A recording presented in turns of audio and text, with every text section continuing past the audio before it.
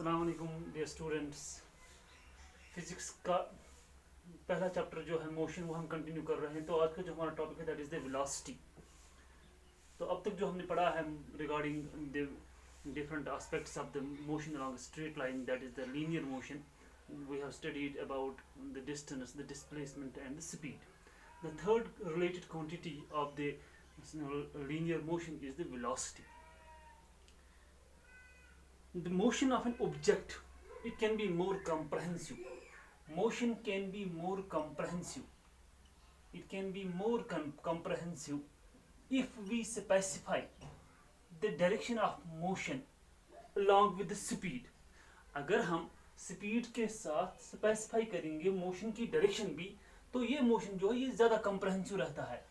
It can be more comprehensive if we specify direction along with speed. So अगर speed को हम direction के साथ स्पेसिफाई करते हैं तो ये मोशन ज़्यादा कंप्रहेंसिव रहता है. और एक ऐसी क्वांटिटी जो दोनों चीज़ स्पेसिफाई करती है, speed as well as direction, उस क्वांटिटी को हम कहते हैं velocity of the object. Quantity which specifies both speed as well as direction. इसी क्वांटिटी को आप कहते हैं is called velocity. तो अगर हम स्पीड को डायरेक्शन देते हैं, speed in a given direction, it is called as velocity. तो एक सिंपल सी डेफिनेशन बन गई हमारे वेलोसिटी की. स्पीड विद ए स्पेसिफाइड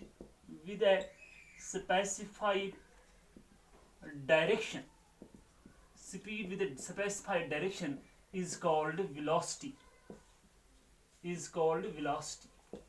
तो एक सिंपल सी डेफिनेशन बन गई हमारी वेलोसिटी के लिए, दैट इज अगर आप स्पीड को देते हैं, डायरेक्शन इसको ऐड करते हैं, then it is called as the velocity.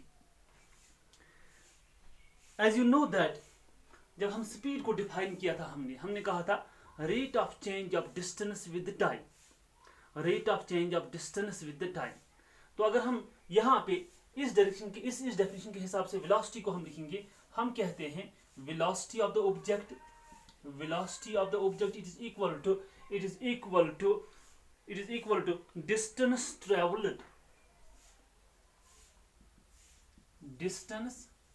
traveled in a given direction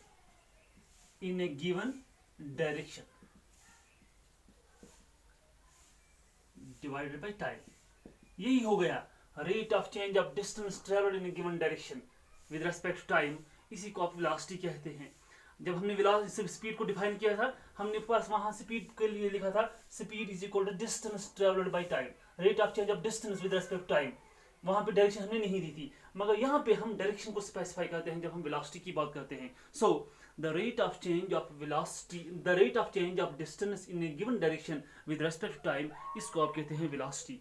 अब यहाँ देखिए आप, ये distance travelled in a given direction, जब हम बात करते हैं distance travelled in a given direction, इसको आप दूसरी टर्म से भी रिलेट कर सकते हैं. The distance travelled in a given direction, it is called as displacement.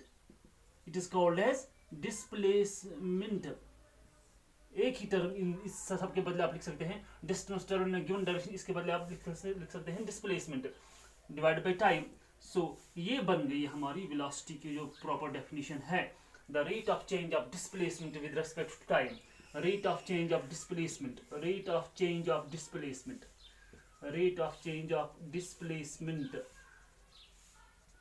with respect to time.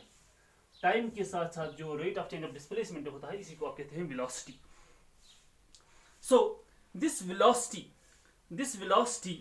It is unlike speed के लिए मैंने कहा था आपको that speed is a scalar quantity. जब डिस्प्लेसमेंट की बात आती है, क्योंकि हम यहाँ डायरेक्शन स्पेसिफाई करते हैं, ये वेलोसिटी जो है as such it is a vector quantity. It is a vector quantity. मैंने कहा था आपको स्पीड को हम डिनोट करते हैं v से। अगर हम स्पीड के लिए देखते हैं, स्पीड को हम करते हैं v से, इस वेलोसिटी को भी हम v से करते हैं, मगर इसको हम यहाँ से ऊपर से डायरेक्शन देते हैं। अगर सिंपल v है तो स्पीड, अगर v के ऊपर एरो है, डायरेक्शन स्पेसिफाइड डायरेक्शन है, तो भी यही बन गई वेलोसिटी। डिस्टेंस के लिए हमने कहा था s, मगर अगर डिस्टेंस के ऊपर एरो है, डिस्प्लेसमेंट एरो है, तो बन गया displacement. Distance along with direction is called displacement divided by time. तो ये बन गई हमारी जो इक्वेशन है वेलोसिटी की, v is equal to s by T, velocity is equal to displacement by time. इसमें तीन क्वांटिटीज आती हैं, वेलोसिटी, स्पीड एंड टाइम। अगर इनमें से हमें खाली दो का वैल्यू पता, दो क्वांटिटीज का वैल्यू पता होगा, तीसरे को हम तो कैलकुलेट कर सकते हैं। knowing the value of distance and time we can calculate the velocity. Knowing the values of velocity and time we can calculate the distance covered. Knowing the value of velocity and displacement we can calculate the time. So in this equation v is equal to s by t, if we know the value of only two quantities, the third one can be calculated. So this velocity, it is as such, it is a scalar, it is a vector quantity. It is a vector quantity because we have a specified direction with this velocity. Then comes the units of velocity. इसके units क्या है? Units जैसे speed के units थे metre per second, velocity के भी units हैं, ऐसा यूनिट इसका है वेलोसिटी का भी, क्योंकि डिस्प्लेसमेंट का भी यूनिट है मीटर, टाइम का सेकंड, ऐसा यूनिट तब जाके इसका भी बनता है s by T, metre per second. ऐसे लिख सकते हैं आप, इसको आप पढ़ते हैं आप मीटर पर सेकंड, या ऐसे लिखते हो m/s और m(s raised power -1) metre per second. ये तो हो गया SI यूनिट, इस SI unit of this velocity. अगर आप इसको दूसरे यूनिट में भी देखें, एक और सिस्टम ऑफ यूनिट होता है जिसको कहते हैं CGS सिस्टम, जहाँ पे आप डिस्टेंस को सेंटीमीटर्स में, मास को ग्राम्स में, टाइम को सेकंड्स में, इसलिए कहते हैं CGS सिस्टम को सेंटीमीटर पर सेकंड। ये भी यूनिट है स्पीड का, सॉरी वेलोसिटी का। या किलोमीटर पर आवर, ये भी यूनिट है वेलोसिटी का। और एक और बात भी याद रखनी है आपको, यहाँ पे एक और रिमाइंडर मैं दे रहा हूँ आपको, जो मैंने पिछली बार भी आपको कहा था। अगर जब आप न्यूमेरिकल्स करते हैं इस चीज़ पे, कहीं पे आपको टाइम कन्वर्ट करना हो, ये चेंज करना होता है from kilometre per hour to metre per second. अगर किलोमीटर पर आवर को आपको चेंज करना है मीटर पर सेकंड में, तो इसके लिए मैंने आपको जो फैक्टर दिया था मल्टीप्लाई के लिए, that is 5/18। 60 kilometre per our, 60 kilometre per hour को मीटर पर सेकंड में चेंज करना है, 5/18 इसको मल्टीप्लाई करो, क्या वैल्यू आता है? अगर ये था 60 किलोमीटर पर आवर, यहाँ पे जो वैल्यू बन गया वो आएगा नीचे मीटर पर सेकंड में। तो ये चीज़ आपको याद रखनी है जब आप न्यूमेरिकल सॉल्व करते हैं। किलोमीटर पर आवर को अगर कहीं पे आपको चेंज करना पड़ेगा मीटर पर सेकंड में, just multiply the term by 5/18। This velocity, it is of two types. This velocity is of two types.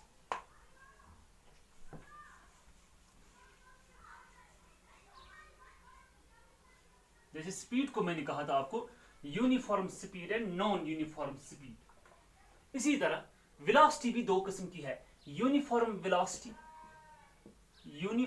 Velocity and non uniform velocity. Let us study them one by one. Uniform velocity, say for example, I have an example. A bus moves from station A, suppose it is station A, it is station B at some distance from this station A. Suppose the distance between these two stations is 360 kilometre. Suppose हमारे समझने आसानी के लिए हम values यहाँ वो लेंगे जिसे हमें समझने में आसानी होगी। 360 किलोमीटर इनके दरमियान जो डिस्टेंस है 360 किलोमीटर, क्योंकि स्ट्रेट लाइन मोशन है, याद रखना स्ट्रेट लाइन मोशन में डिस्टेंस और डिस्प्लेसमेंट का जो मैग्नीट्यूड होता है वो बराबर होता है। यहाँ पे अगर एक बस जाती है from station A to station B, यहाँ एक ट्रेन जाती है from station A to station B, यहाँ पे डिस्टेंस भी 360 किलोमीटर कवर होती है और डिस्प्लेसमेंट भी कवर होती है 360 kilometre, if it is a straight line path. Suppose the bus reaches from station A to station B in time 6 hours. 6 घंटे में ये पहुंच जाती है A से B स्टेशन तक, जहां पे डिस्टेंस करती है 360 किलोमीटर. सपोज जब ये यहां से निकल, ये इनिशियल पॉइंट है, यहां से यहां तक जब ये 60 किलोमीटर डिस्टेंस तय करती है, 60 किलोमीटर, तब टाइम होता है 1 घंटा. 1 घंटे में ये पहुंच जाती है 60 किलोमीटर टाइम, ये डिस्टेंस कवर करती है. जब 2 घंटे होते हैं तो 120 किलोमीटर. जब 3 घंटे होते हैं 180 किलोमीटर तीसरे आवर में. चौथे आवर में 240 किलोमीटर, 240 किलोमीटर. तो पांचवें आवर में 300 किलोमीटर और छठे आवर में 6th आवर 360 किलोमीटर. आपको मेरी बात समझ में आती है? तो पहले घंटे में इसने 60 किलोमीटर तय किए. दूसरे घंटे में जब दूसरा घंटा हो गया, यहां भी इस टाइम इंटरवल में भी 1 घंटे का टाइम इंटरवल है, तो यहां से 120 माइनस 60, ये भी हो गया 60 kilometre.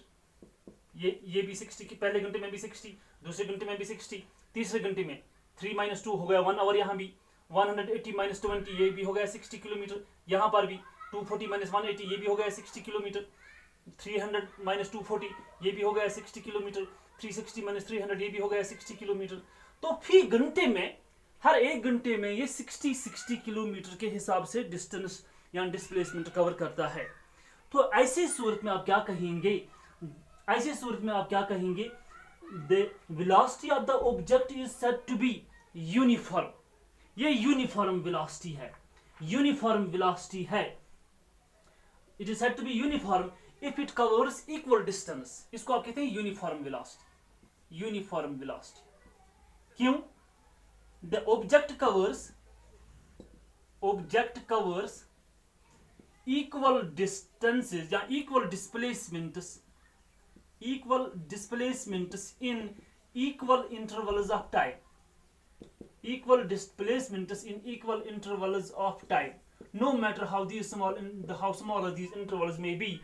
Means here the object is covering equal distances in equal intervals of time. We call such a velocity as the uniform velocity.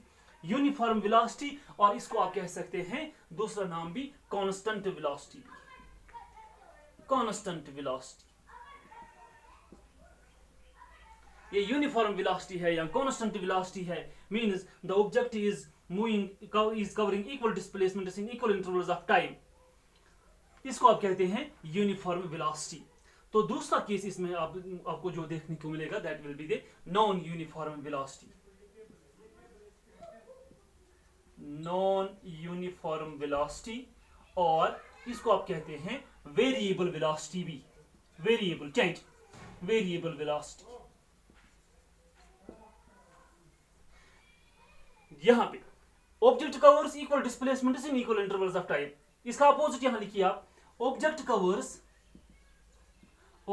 covers unequal distances, unequal displacements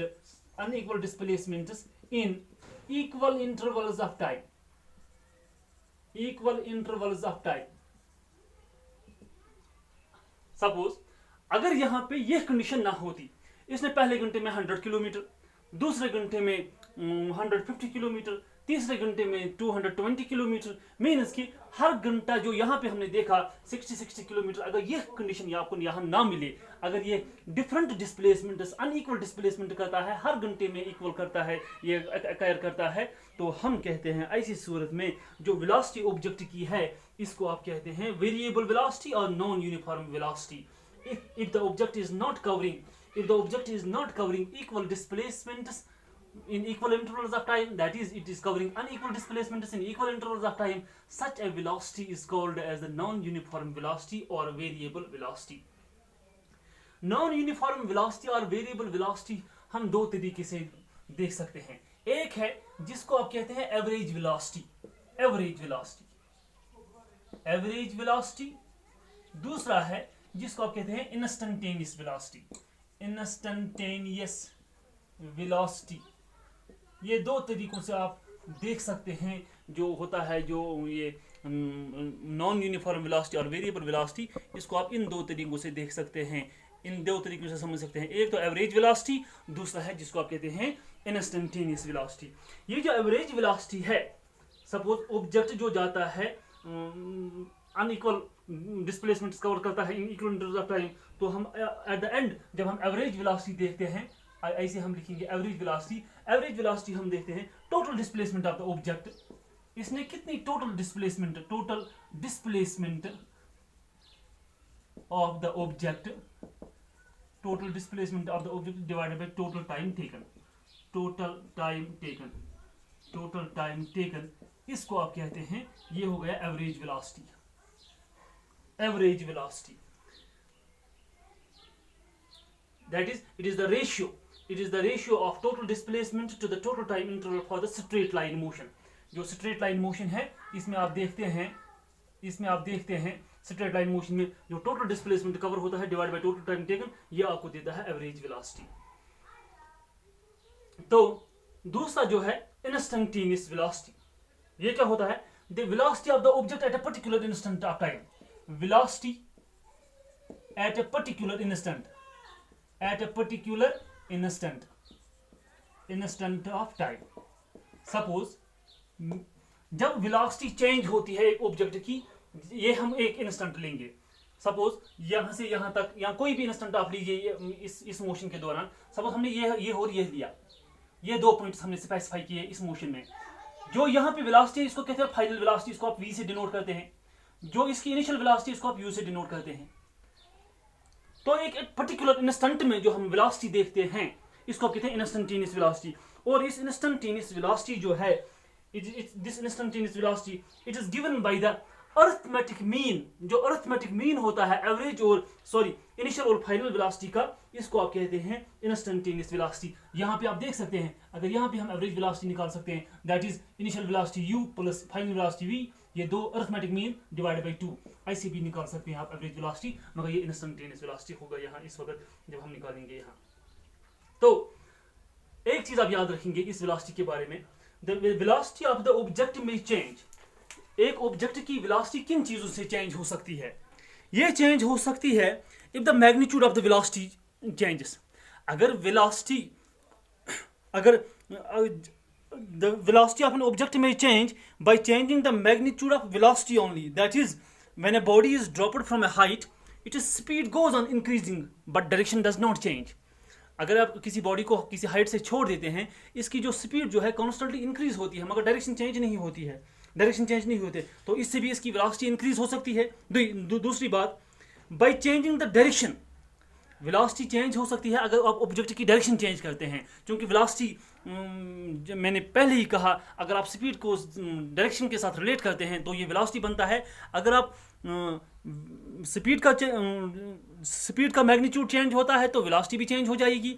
अगर direction change होती है तब भी velocity change होगी। अगर दोनों velocity और magnitude और डायरेक्शन दोनों चेंज होते हैं, मैग्नीट्यूड का वेलोसिटी का मैग्नीट्यूड और वेलोसिटी की डायरेक्शन भी चेंज होती है, then also the magnitude of the velocity of the object it may change। This was all about the velocity। There is a home assignment for you. You have to tabulate the difference between the speed and the velocity. Just go through your books, go through your reference books and find out, tabulate the difference between speed and velocity. Also tabulate the difference between the distance and displacement, and also go through the exercise questions from your text, the numericals regarding the distance and displacement. I will be covering in my next lecture some numericals regarding the acceleration, regarding the velocity and so on. And if you have any query, do call me on my personal number. I will be happy to serve you. Thank you.